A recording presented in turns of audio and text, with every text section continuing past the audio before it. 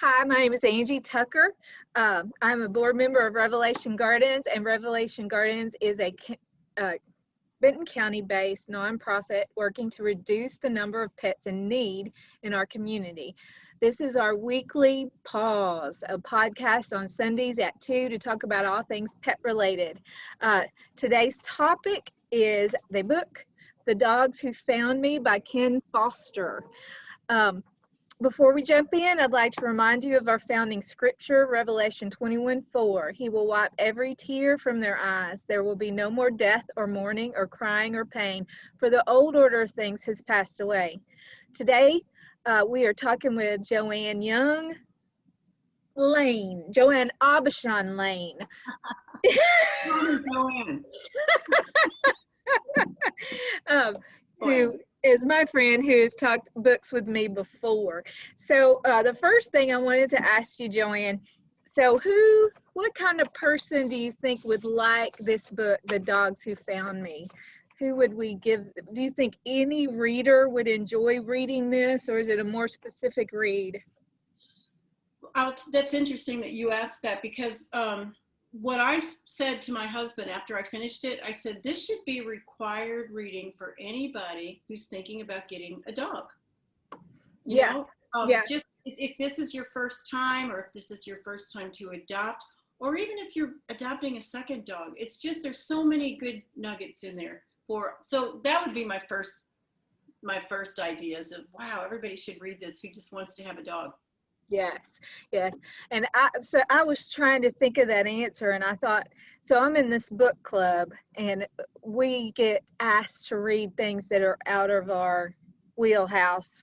And like, we're reading a murder mystery kind of book, and I'm like, because it just feels kind of the same to me. And, and I've just finished it, and they just went through the big long explanation about why she's the murderer, and it gets on my nerves.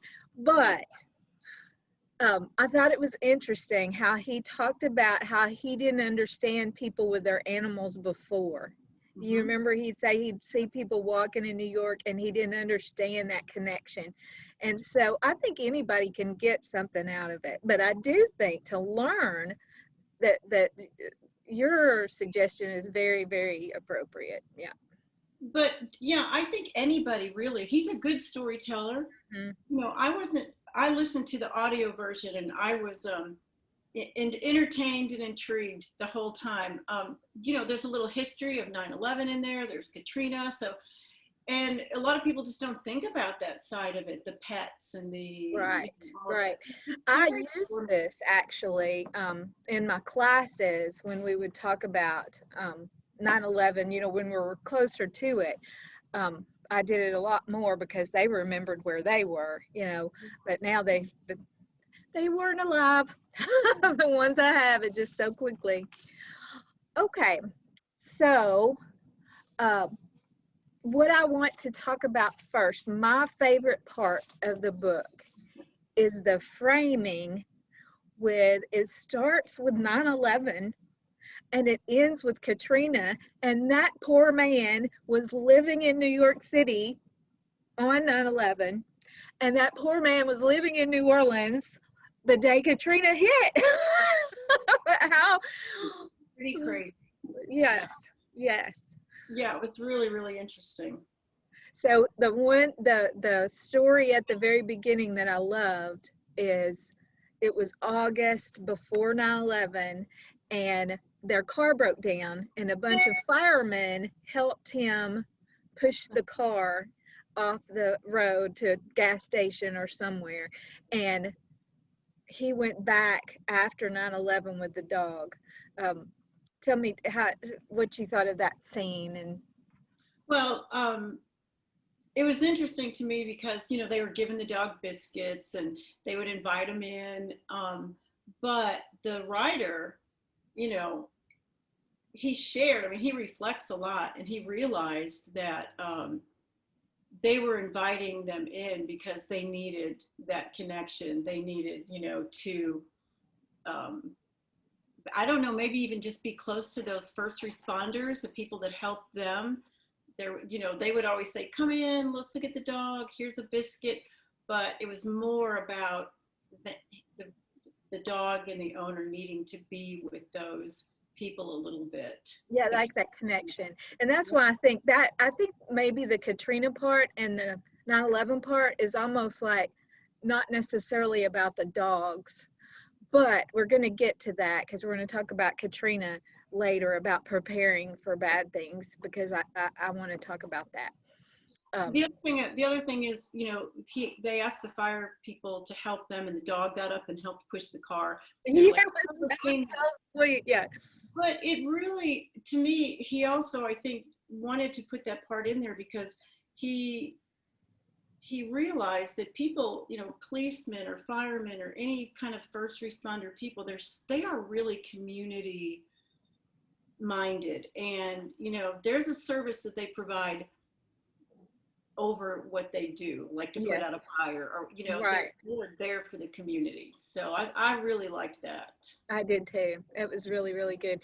And I also felt that way. Didn't you feel that way during 9/11? You wanted to connect with everybody. I mean, that was the last time I remember America kind of being together. Yeah, I know. I remember that too. Mm-hmm. Flags everywhere. Mm-hmm. Just that sense of, oh my gosh, something really bad happened to all of us. Mm-hmm. And it didn't have anything to do with lines or, you know, right or left or any of that. It was all, it was just us Americans. It was all of us. Yeah. Yeah.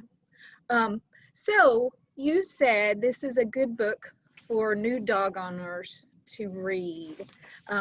Tell me one of the favorite pieces of advice or that you think a dog owner would find most important. Which one did you like?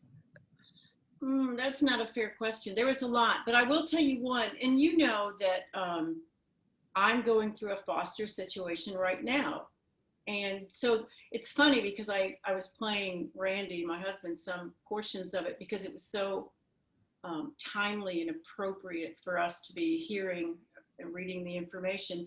One of the things that I really liked was how to read a dog. Mm-hmm.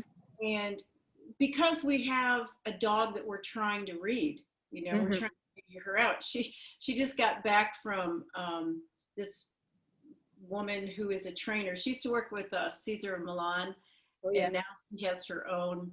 And she took the dog and evaluated it and gave us a report. However, that was a very short little section, but there was a lot of good information. And, you know, when I was listening to that part, it just dawned on me with any animal that we bring into our homes, you know, they speak a different language. Their bodies communicate differently, smell, touch, mouth. And it is important for us to know how our dogs communicate. You know, like he was saying, in our situation, we have a dog who bit, mm-hmm. and very, you know, it's very upsetting because that's the last thing you want. And he was saying, you know, a dog in the book, he was saying a dog never bites without giving a warning. And if you know your dog and you watch for those reactions, you can prevent something from happening. It wasn't, you know, he was like saying, showing their teeth or putting up their hackles. Some of this stuff we all know, but some of it we don't, like, you know, looking to the side and trying to avoid contact. Mm-hmm. I liked that because I think it's important. Most of us have jolly, happy, loving, funny dogs who just want to love us. But right. When you foster or when you get a dog, like in this case, these dogs come from Mexico. Some of them have never been in a home. It's a whole different ballgame of reading them and taking it slow. And he does say that, you know, you really have to take it slow with a rescue. Mm-hmm. And there's more about that I want to talk about. But that little chapter really resonated with me. But there were so many, you know. It reminds me of, I think at the end he was talking about, I wrote this down, owning a pet is not to make our life easier. It gives us a responsibility but we get rewards. And so sometimes he said some people would say to him, well, should I get an older dog? Won't they already be trained? And he said, yeah, but they won't be trained to you. You know, you and this dog or pet, whichever you get, is going to build a relationship. And Wow. so you're going to have to learn his cues, and the dog's going to have to learn your cues too. And so it's not like buying a piece of furniture, No. despite, um, it cost him more than furniture sometimes, but it's not just moving something in, it's there. It's a relationship. Oh, there's a kitten. She jumped about 10 feet. But, and I love that point that uh, it's, it's a responsibility, and we take on that responsibility because we love the rewards. And I've been seeing a meme on Facebook, and it's this man saying, I'm worthless, nobody cares about me, and he's out feeding the birds, and the birds are going, I am so thankful for this man. He is such, he provides for us. And sometimes I think, and that's a reason to have a pet. It gives us a reason to be alive. We have something that depends on us, and we depend on them in return in some ways. It's true. Brandy was a little bit against us fostering again because it's been a lot of years for me. And I got to the point where I was like, I'm just happier with the dog around. Let's just try it, you know? Yeah. And when this incident happened, and we didn't know if we would keep her, and we're still evaluating her. But when she left to go to the trainer, we didn't know if she was going to be coming back with us. And Yeah. guess who was moping around? Yeah, yeah. So funny. And then Yeah. when they asked, could you keep her for a few more days? He was like, of course, yes, yes. Oh, You know? great, great. But one of the things that I wanted to mention, you asked about certain parts. I don't know, this really resonated with me too. It's very inconvenient. I mean, it's very convenient for us not to see strays, and we don't see them. And Right. when he finally started to see them, you remember the incident in the truck. He's driving down the road with his friend, and he's like, "Look, look!" Yes, yes. The dog's in the middle of the road, but his friend or the guy that he was driving with didn't see it because he's not looking or doesn't have the heart to look. Oh, like that's a stray. That dog may need help. Mm-hmm. And he did make the point of, once I started to see them, they were everywhere. But before that, I didn't see them. And I think a lot of us do that.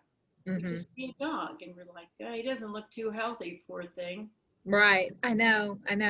That's what I'm finding. It's so hard. So working with Revelation Gardens, it's so hard. And I was trying to, we had some boys come in. They were Church of Christ of Latter-day Saints guys came in, and I was telling them, I said, I've worked with a lot of rescues, but people get burnt out. And he said, burn out? What do you mean burn out? And I said, well, this is hard because there are so many. And how we get overwhelmed and we don't want to say no. And poor Dawn, she has a really hard time saying no. Like the shelter has to say no, like there's like this law, or I can only have this many in here. And since this is kind of a private organization, she didn't have to say no, but she can't get overwhelmed until she can't take care of them either. So it's very difficult, very difficult. But he created a network, and that was cool to see.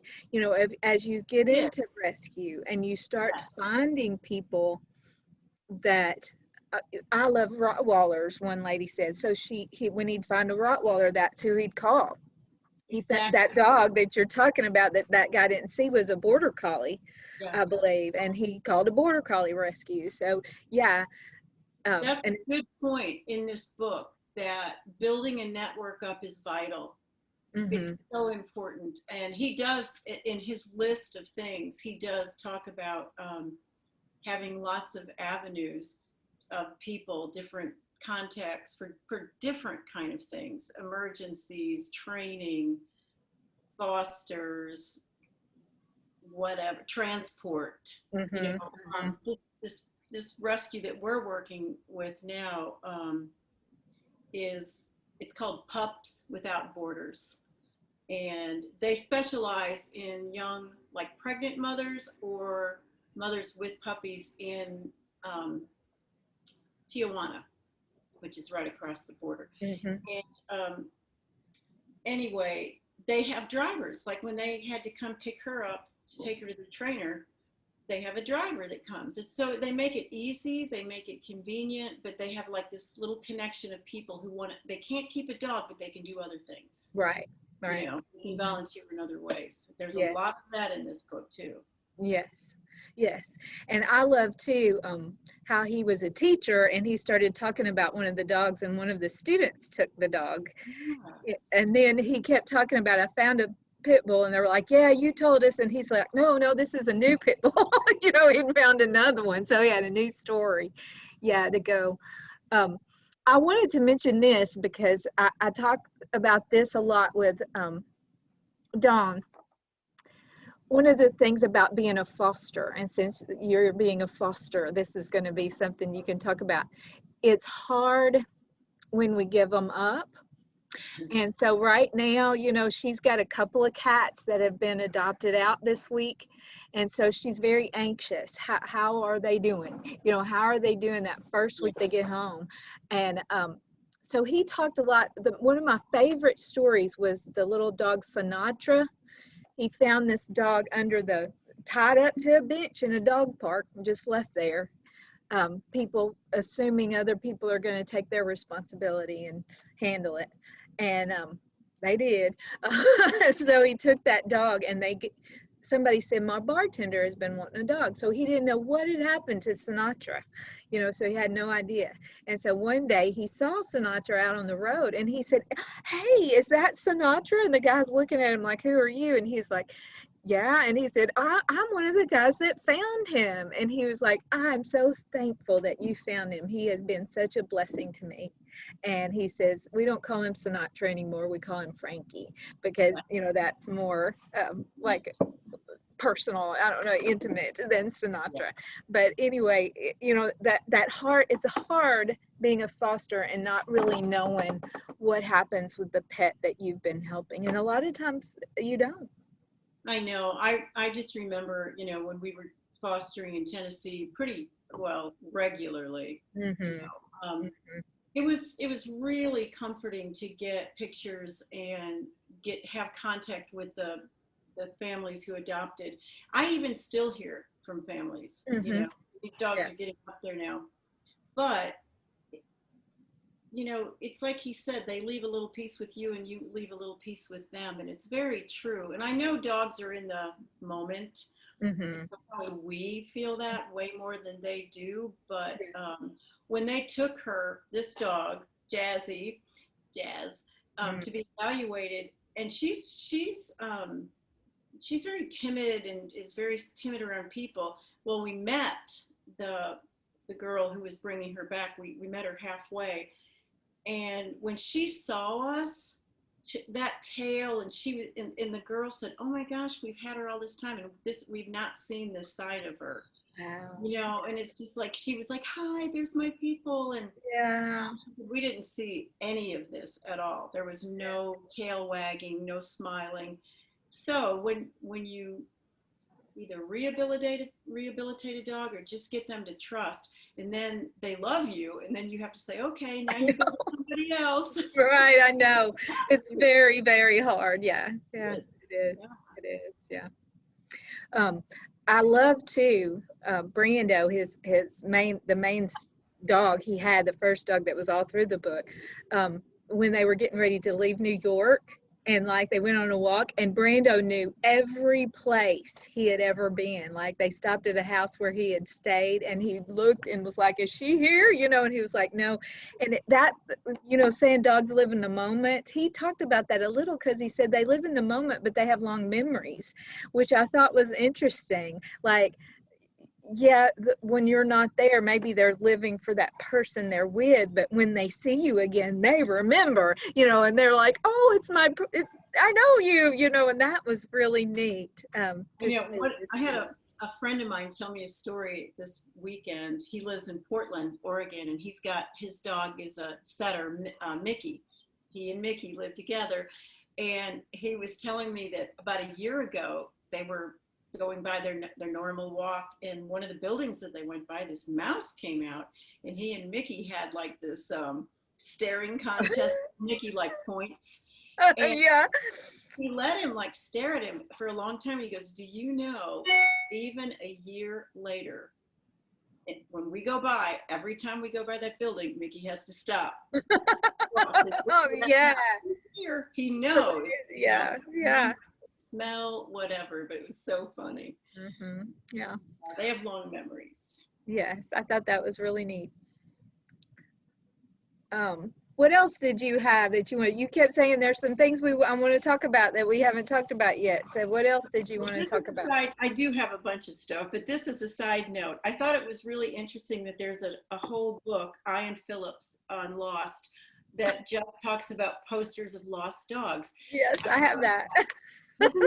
Wasn't that fun? Because it's true, all the different ways people go about posting about their lost dog. Oh, it needs medication. Oh, it bites. Maybe that'll work. They won't want to keep it. Right. Or children are crying. And Right. the funniest part, when it was like black dog missing, red collar, telephone number, and he's like, I could see why that dog would want to leave. Yes, because no details, nothing. But No, the funniest one was black lab, no legs. And he wondered if he made a mistake, if he meant one leg missing or something, Oh, funny. Yeah. That was neat. Yeah, that was funny. In fact, it made me want to look up that book. Yes, I haven't yet though, but yeah. And then there was a lot of talk about pit bulls in this book, because he did pit bulls. And one of the scenes that I found interesting was when his dog, which he wasn't sure what breed, he thought it was maybe a Great Dane in it, and the neighbor's dog, what was her name? Katrina, maybe. Katrina, and they got in a fight, and he said, he got bit 5 times up his arm, and he was bleeding, and then he took him back in, and he put her in the crate, and then Brando was right back at her kissing her, because they don't even realize what they're doing, and then all of a sudden it's over, and they're like, what happened? Yeah.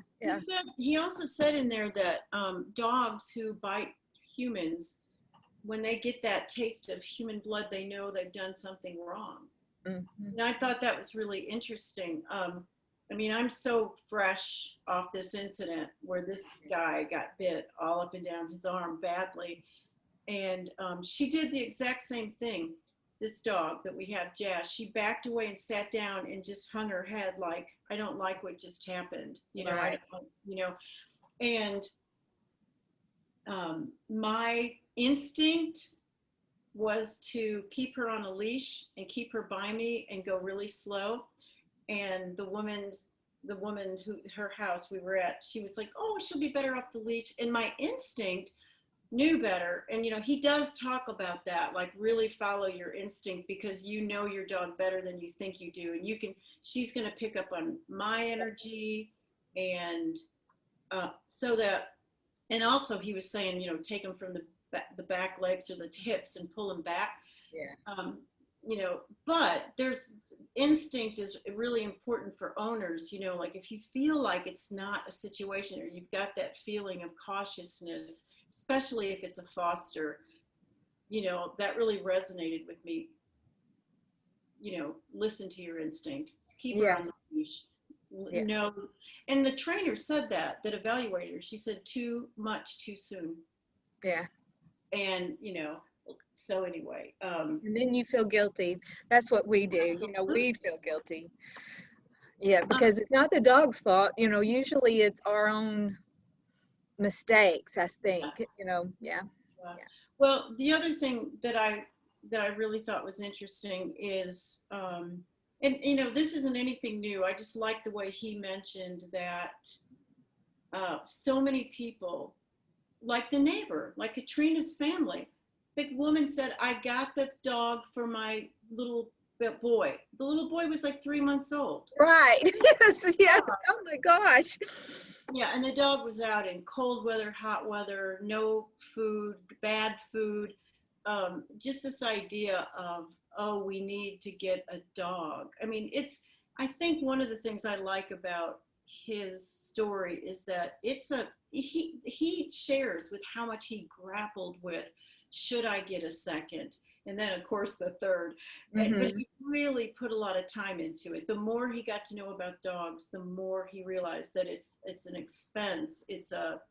Yes, there's a lot, that you get. Yeah, and the relationship between you and the dogs, the other dogs, and like you and Ron, me and Chris, how are all of us, it's a family. We're creating a family. How are we all going to fit in together? We don't just randomly bring them in. Yeah. So it's a shame that as a society we do that. We tend to think, oh, now we need a dog. Yeah. We have a little kid and now we need a dog, or a dog will make us have, a complete family. Completes our family, yeah. And what was so sad about that dog to me is that she was on the other side of the fence and would watch him play with his dogs. Yes. And never got played with, and she knew that was something better over there. It was so sad, but then the woman, she just, when she left, she came over and said, here, will you take the dog? I'll come back and get her. And he never sees her again. And I was like, oh my goodness. Oh, it's so hard. And people, and just like him, when you're a rescuer, people depend on you to be that solution when sometimes you're not ready for it either. And so he had a lot of work he had to do to kind of deal with that with her. And that's the one that got in a fight with Brando. There's a funny little tidbit I liked. Isn't it funny how he was always going to buy socks because the dogs were always ruining his socks? He never had socks. So funny. And that's where he found another dog, the dog in the truck station, the truck stop, and it just kept going to people's cars and wanting to get in their car. Yeah, and so he took it. I know. Yeah. One of the things I wanted to talk about too was at the ending and Katrina. Yeah. And so a couple of things happened. Let's talk about the first thing is his heart. Let's talk about his heart thing. So his dog tried to tell him, but he'd been feeling really, really tired. How did he end up at the hospital? I forgot. He collapsed. I think he did. And because he went to the hospital and didn't know he was going to be going. And so they were like, you're going to need a what's it called? Pacemaker. You're going to need a pacemaker. So he's thinking like in a couple of weeks. And so he's like, okay, I'm going to go home and take care of the dogs. They were like, no, you need it now. You need it today. And he said, okay, but I'm just going to go home for an hour and make sure the dogs are okay and I'll come back. And they're like, no, you got to do it right now. Yeah. And so that was really interesting to see. What do you do when, the dogs are expecting you home to feed them? And luckily, if you got a support base, you've got somebody who'll go and feed them for you and you don't have to worry about it as much. Dawn has started, she's got a copyright on this little thing that you can buy, that if you're in a car wreck, it'll be on your person and it will have a company that will provide for your dog until somebody can get to it. And so that's what it reminded me of, how sometimes we don't think about being gone that long.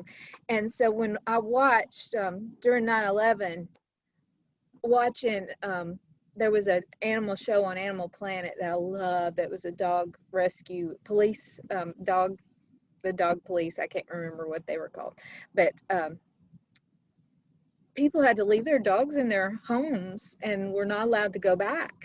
Oh my God, I know. And the numbers he talked about the number of dogs that were rescued or that were abandoned or that they had to take in. It was, I don't remember the number. I didn't write it down, but it was a lot. Yes, yes. And that show showed them, they set up these temporary shelters that were tents and things, and people were trying to find their dogs there. And like the woman that was one of the main people in this show, it showed her going into places for the first time and trying to find the pets, and like it was always good that somebody had left the toilet seat up because then the animal had been able to get to water, because they were, a lot of them were dehydrated and hungry because they couldn't get back in for such a long time. Yeah. Do you remember that little cabin that we had down by the lake?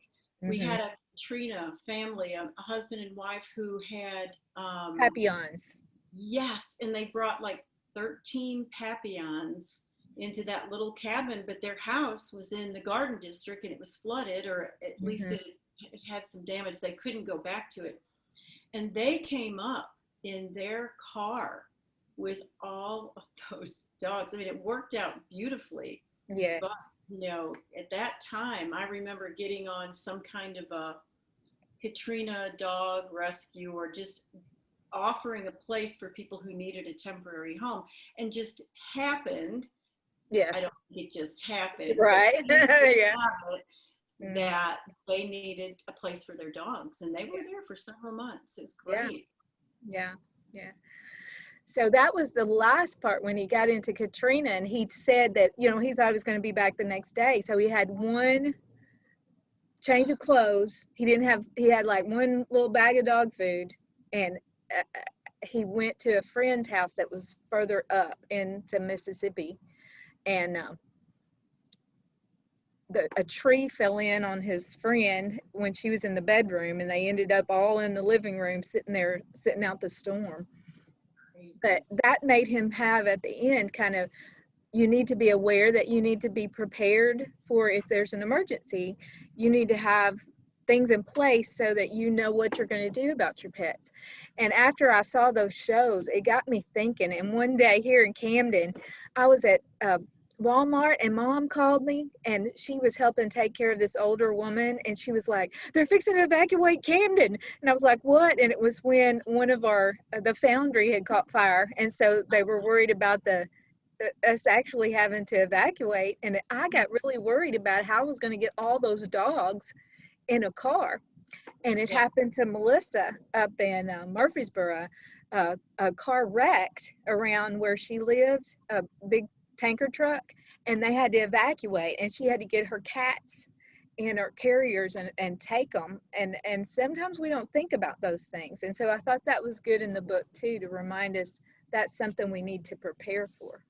Yeah, and that's another reason why it's a good book to listen or read, because he gives lists. He'll like number 1, number 2, and it's good stuff. It's practical stuff, and he really things that I hadn't thought about before. I was like, oh, okay, that's true. Do you have a plan, Angie, now, if something were to come up? I mean, I live in earthquake.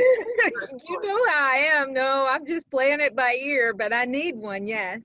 But one of the things we're trying to plan on here for Revelation Gardens, that's Dawn a couple of weeks ago had a lawyer on about what to do if you die and your pets, and she realized if I suddenly died, I don't have a plan, and I have 54 animals that need taken care of, other than like if her husband lived.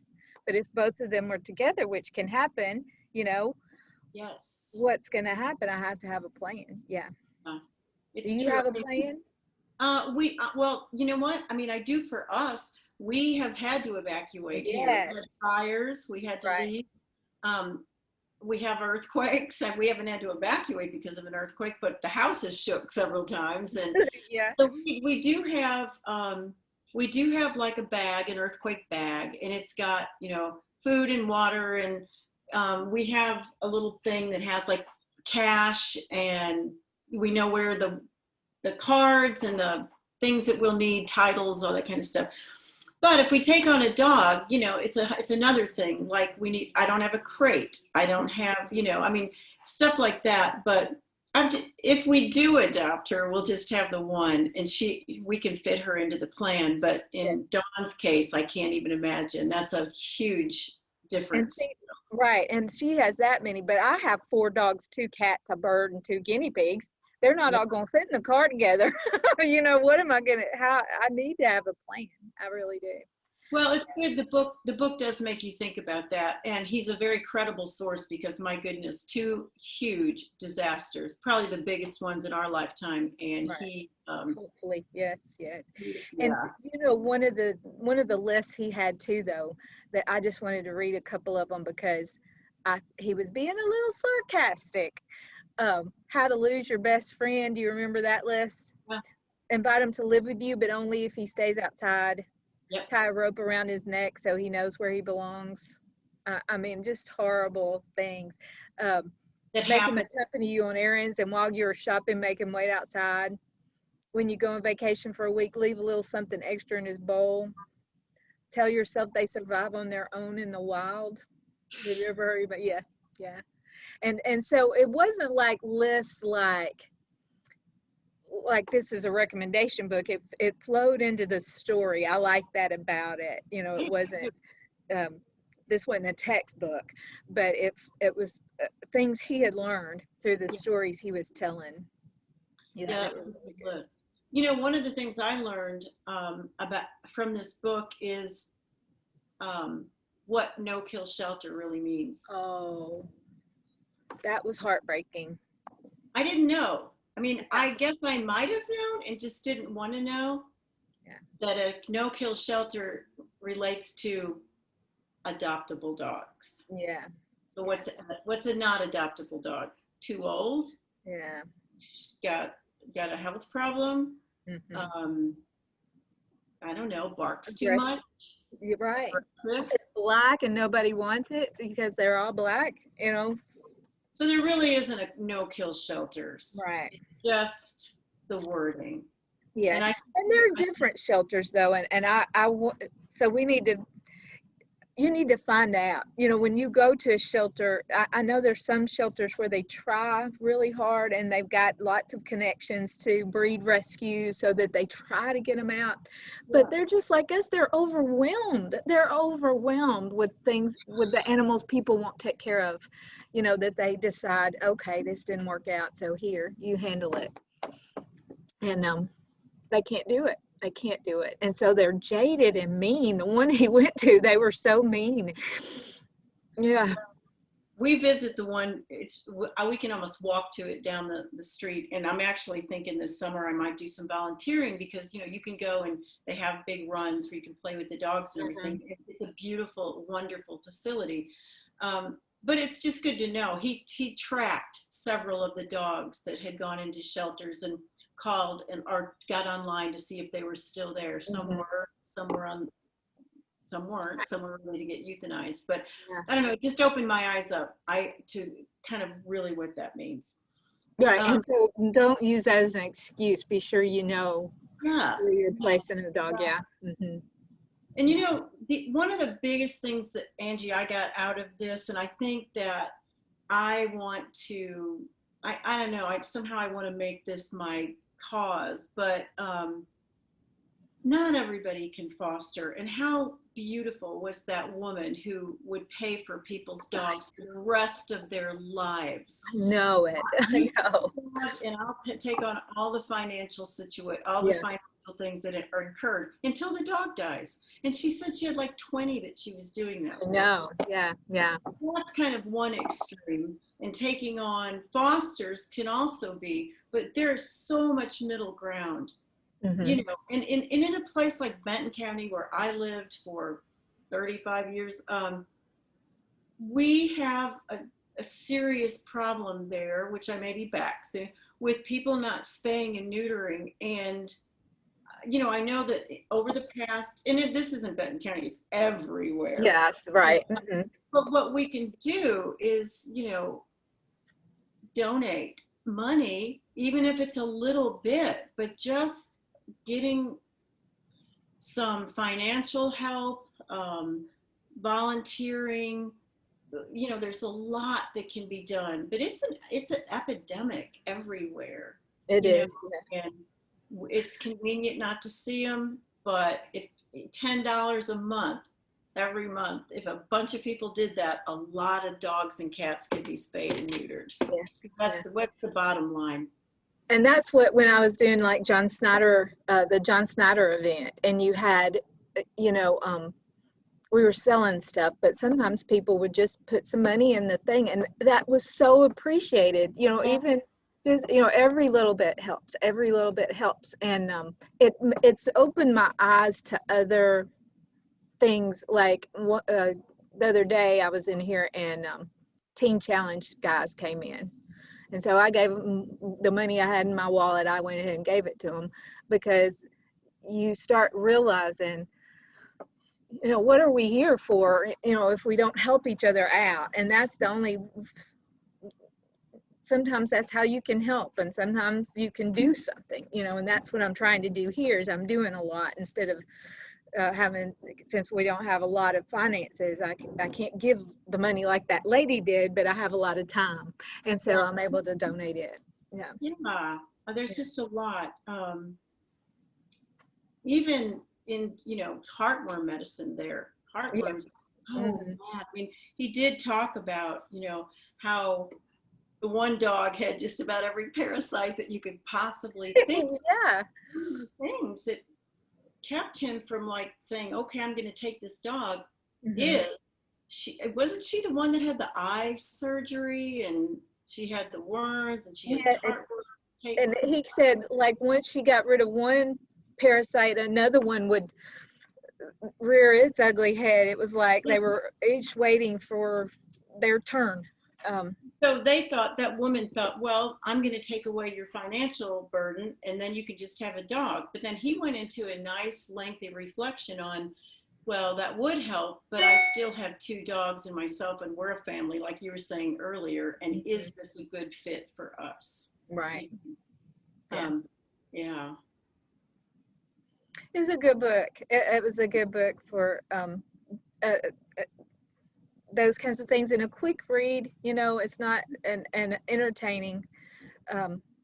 The audiobook is really good, and you can read it while you're doing dishes. You can read it while you're walking. You can read it while you're getting ready to go to No, I bed. think if anybody asks me that from now on, I'm going to say, before you adopt, check this book out. That's a good Yes. source. Yeah. Yeah. I agree.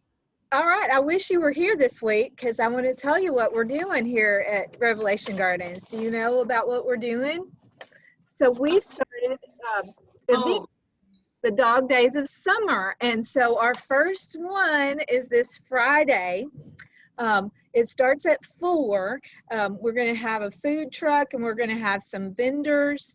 At 5, Sheila Pearson is going to do some movement things or yoga things. So we want to tell you that we have Eventbrite tickets for this event Friday, and mainly what we need is to know how many are coming. And so if you could get a ticket there, or come up to the shop to get a ticket. Sheila wants to know how many are going to be here. A lot of the people that are buying the Eventbrite tickets, we think, are coming to hear Taylor Lynn, who is Loretta Lynn's daughter, and she's going to be singing Loretta Lynn songs. And then we're going to have an after party, and it's changed to Tim Lynch, and the Black Eyed Susans are going to be the July event. But wouldn't this be great? Are you coming down this summer can you come to any of these? Yes, I'm going to come. I'm wrapping up school. I've got another couple weeks, and then we are heading that way. And I may be there for 2 or 3 weeks. All right. Well, if you're here July 16th, that is the next one. So buy tickets. Come is this Friday. I'm so excited, and we're so excited to see how many are coming and how we're going to do. Where are you holding it? We're holding it here in this building. Taylor's going to sing, and so we've got our tables all set out. You can reserve a seat. We got about 40 reservable seats, and then everybody else have to stand. So the quicker you get them and reserve a seat, the better it'll be.